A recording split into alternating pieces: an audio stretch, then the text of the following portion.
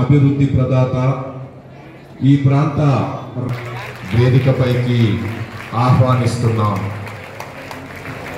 ఇంతేకాదు మన ప్రాంత విద్యార్థుల కొరకు ఎస్ఐటి ఉద్యోగ ప్రదాత దయానంద్ రెడ్డి గారు, అంతేకాదు చిట్టాపూర్లో వసంత కళ్యాణ మండపాన్ని, చిట్టాపూర్లో సాయిబాబా దేవాలయాన్ని నిర్మించిన దైవభక్తి పారాయణుడు, టీఈటీలు చేస్తున్నటువంటి మహాయజ్ఞానికి దయానంద్ రెడ్డి గారి రూపంలో ఆ భగవంతుడే భూమి నుంచి మన ప్రాంత రైతాంగానికి రైతు బాంధవుడిగా పేరు గడించారు. మన ప్రాంత రైతాంగానికి రైతు హృదయపూర్వక నమస్కారాలు తెలియజేస్తూ చిన్నారులకు నా ఆశీస్సులు తెలియజేస్తా ఉన్నాను.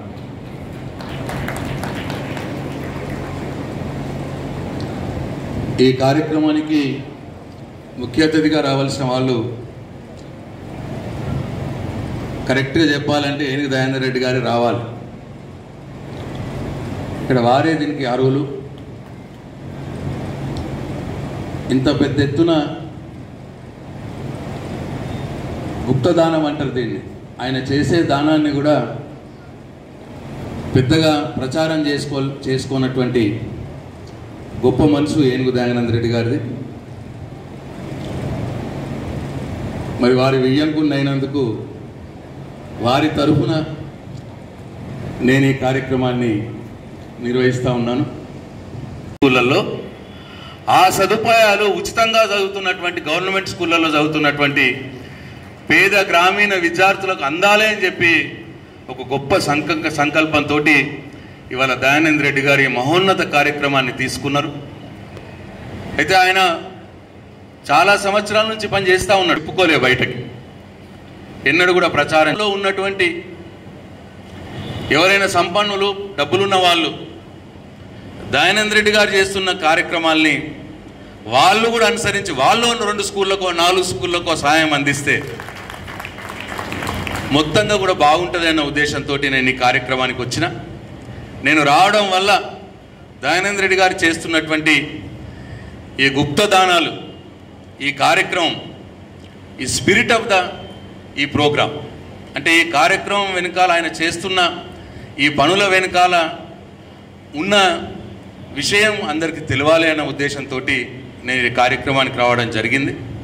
ఇది ఏదో పేరు కోసం కాబట్టి ఈ సందర్భంగా దయానంద్ రెడ్డి గారికి మీ అందరి చప్పట్లతో ఆయనకు మనం కృతజ్ఞతలు తెలియజేసుకోవాలని చెప్పి మనవి చేస్తూ ఉన్నా.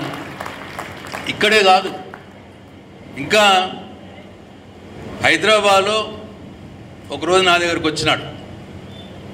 అంటే మా సంబంధం కుదిరిన తర్వాతనే కేటీ రామారావు గారు హైదరాబాద్లో టీ వర్క్స్ అని చెప్పి ఒకటి పెట్టినాడు. అంటే టీ హబ్ అని ఐటీ వాళ్ళ కోసం టీ వర్క్స్ అని చెప్పి పెంచింది. అంటే మెకానికల్ ఇంజనీరింగ్ చదివి వారి యొక్క ఆలోచనల్ని కార్యరూపంలోకి దాల్చాలంటే వాళ్ళకి సరైన మిషన్స్ ఉండాలి. వాళ్ళకి సరైన మిషన్స్ లేకపోతే వాళ్ళ ఆలోచనలు కార్యరూపంలోకి దాల్చం. అంటే అది మెకానికల్ ఇంజనీర్స్ కోసం ఇండస్ట్రీ సైడ్ కేటీఆర్ గారు ప్రారంభించినటువంటి స్టార్టప్ అన్నట్టు. ఆయన ఐటీ స్టూడెంట్స్ కోసం వాళ్ళ ఆలోచనల్ని కార్యరూపంలోకి దాల్చి కొత్త యాప్స్ కనుక్కుంటా ఉన్నారు వాళ్ళ పిల్లలు. ఆ కొత్త యాప్స్ కనుక్కునే దానికి వాళ్ళు టీ హబ్ను ఉపయోగించుకుంటా ఉన్నారు. అంటే అక్కడ వాళ్ళకి కావాల్సినటువంటి అనేక కంప్యూటర్స్ కావచ్చు, ఆ నెట్వర్క్ సిస్టమ్స్ కావచ్చు, అన్నీ కూడా అందుబాటులో పెట్టి ఆ ఐటీ స్టూడెంటు ఆయనకు ఆలోచన రాగానే ఆ ఐటీ టీ హబ్లోకి వెళ్ళి ఆయన ఆలోచనని సిస్టంలో పెట్టుకునే విధంగా, దాని మీద వర్క్ చేసుకునే విధంగా ఒక టీ హబ్ అని ఒకటి ఏర్పాటు చేసినాడు కేటీఆర్ గారు. దాంతో చాలామంది ఐటీ పిల్లలు కొత్త యాప్స్ని కనుక్కొని స్టార్టప్స్ని కూడా వాళ్ళ కంపెనీలు స్టార్టప్స్ కూడా చేసుకోవడం జరుగుతూ ఉన్నది. సేమ్ అదే మాదిరిగా మెకానికల్ ఇంజనీరింగ్ చదివిన పిల్లలు ఈ ఇండస్ట్రీ సైడ్ కూడా స్టార్టప్స్ పెడితే బాగుంటుంది. వాళ్ళ ఆలోచనని కార్యరూపంలో దాల్చడానికి టీ హబ్ తరహాలో టీ వర్క్స్ అని చెప్పి ఒకటి పెట్టి దాంట్లో అనేక లేత్ మిషన్స్, అనేక రకమైనటువంటి టూల్ మిషన్స్ ఏర్పాటు చేస్తే, అంటే బాగుంటుంది అని చెప్పి కేటీఆర్ గారు పెట్టినారు. ఒకరోజు దయానంద్ రెడ్డి గారు నా దగ్గరికి వచ్చినారు. వచ్చి ఆయన అన్న మాట ఏంటంటే, బావా కేటీఆర్ గారు ఏదైతే పెట్టినారో టీ వర్క్స్ అని, అది చాలా గొప్ప ఆలోచన అది.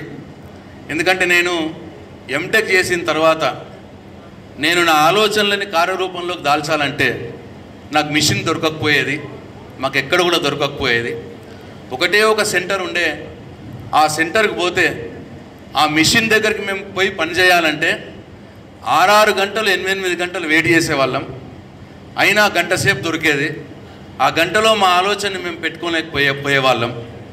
ఇటువంటి మిషన్స్ని, టూల్ డిజైన్స్ని, దానికి సంబంధించినటువంటి మిషన్స్ని పెట్టడం అనేది చాలా గొప్ప ఆలోచన.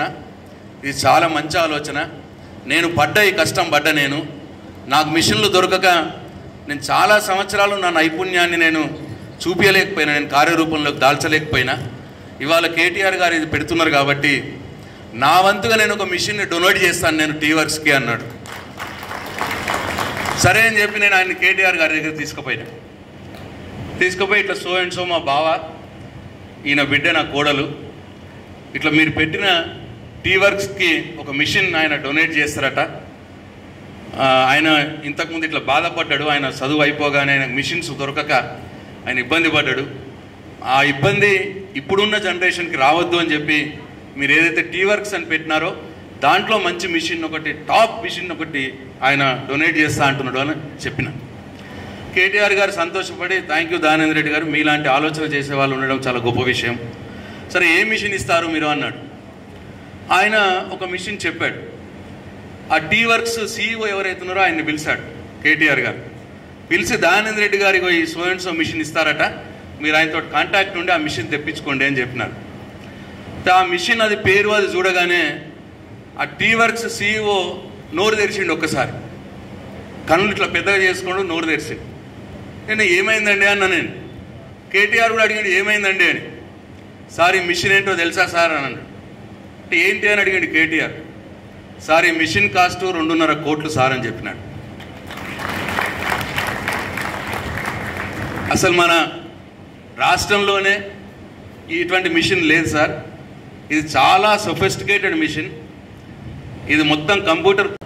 ఇవాళ చాలా గొప్ప విషయం. ఈ స్పోర్ట్స్ మెటీరియల్ అంటే ఆయన చదువుకు సంబంధించినటువంటి అన్ని కార్యక్రమాలు చేస్తూ ఉన్నాడు. చాలా స్కూల్స్కి ఇస్తూ ఉన్నాడు. ఇవాళ స్పోర్ట్స్ మెటీరియల్ ఇవ్వడం అంటే పిల్లలు మెంటల్లీ ఫిట్నెస్గా, మెంటల్లీ బాగుంటారు. ఫిజికల్ ఫిట్నెస్ కూడా బాగుంటుంది. మెంటల్ స్టెబిలిటీ, ఫిజికల్ ఫిట్నెస్ ఈ రెండో పిల్లలకు ఉంటే చదువు కూడా బాగా చదువుకోగలుగుతారు. ఒక పార్ట్. రెండో పార్ట్ వల్ల రాజ్ కుమార్ అన్న చెప్తా ఉన్నాడు, ప్రతి సంవత్సరం 100 మంది దాంట్లో నేషనల్స్ ఆడుతూ ఉన్నారని చెప్పి. నాకు ఇది ఆశ్చర్యంగా ఉన్నది. మేము వాలీబాల్ ఆడే రోజుల్లో సంవత్సరానికి ఒక్కరు కూడా నేషనల్స్ ఆడకపోయేది. ఒక్కళ్ళు ఆడితేనే ఊర్లో ఊరేగింపు చేసేది వాళ్ళని మేము. ఇవాళ 100 మంది నేషనల్స్ ఆడే స్థాయికి ఇవాళ మన పిల్లలు ఎదుగుతూ ఉన్నారు.